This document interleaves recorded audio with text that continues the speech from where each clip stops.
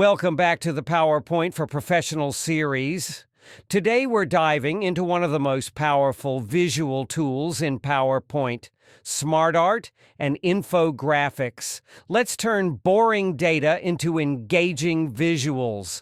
SmartArt is a fast way to organize information visually. From processes to cycles, hierarchies to relationships, there's a layout for everything.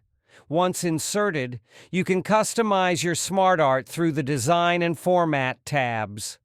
Try using your brand's color palette for consistency.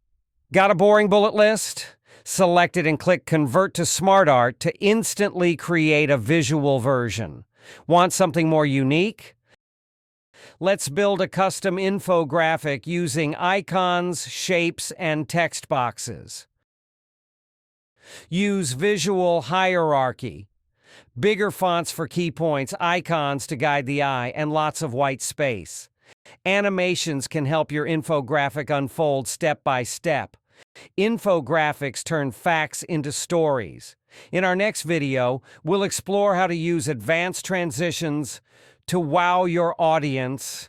Like what you see, hit like, subscribe, and ring the bell.